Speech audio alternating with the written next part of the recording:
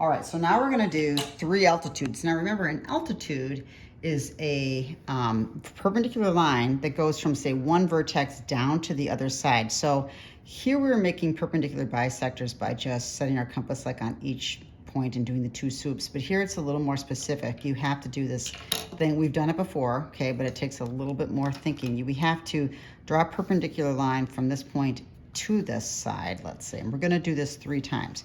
So I'm gonna extend this line out so I have plenty of space, and I'm going to, from this point, I'm going to draw like a little swoop here.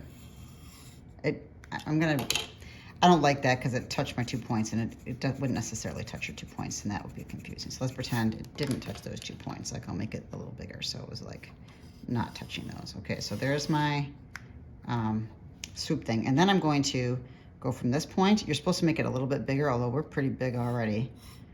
Make an arc mark there, go to this intersection, make an arc mark, and then you take that intersection of the 2 arcs to this vertex. This will be your altitude. I'm drawing it really light. The altitude is really this, so I'll draw that a little darker. It should be perpendicular to that point. Now I'm gonna do it for the other vertices. So I'll do this bottom one first. So again, I wanna draw a perpendicular line from this point to here. So I'll extend the length of the side of this triangle, just so when I do my swoops, I don't have to worry about going off the triangle. Now I'm gonna go a little smaller here. Draw my swoop thing here. And then I go from here, make this a little bigger, draw a little mark there, go over to where it intersected on this side. Is this gonna work, or am I gonna be off the page? Oh, I'm off the page, so that's pretty upsetting. So what I'll do, I'll just make my compass a little smaller. So again, here's it intersected here, I'll make it a little smaller here.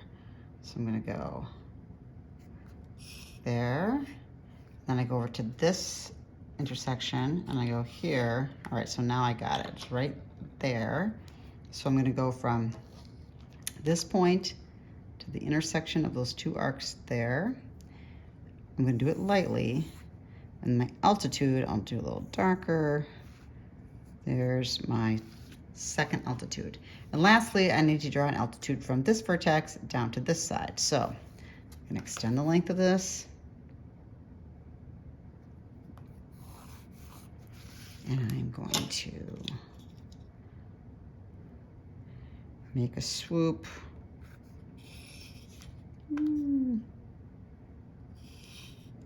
Okay, so it intersects here and here. I'm going to make this a little bigger. I'm gonna make a little arc mark there.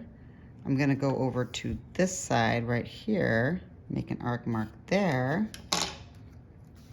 And then from where these 2 arcs intersect and this vertex, I'll draw it lightly. This is the intersection, and then this is my 3rd altitude right here. And guess what? They all intersect again at a point of concurrency, and this one's called an orthocenter.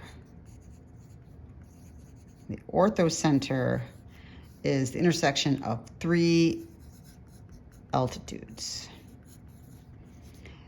Interestingly, with orthocenters, if this was an acute triangle, right, so it works out a little bit better, but if they are a right triangle or it's a acute triangle, the orthocenter can actually be outside of the triangle. That was true, I didn't talk about it, but back over here, if you have a acute triangle, the circumcenter ends up inside. This is with 3 perpendicular bisectors. It can be on the outside or on the side of the circle if it's a right triangle. We'll usually stick with acute triangles for this just so that it doesn't get confusing. All right, so that's it for lesson 3.6.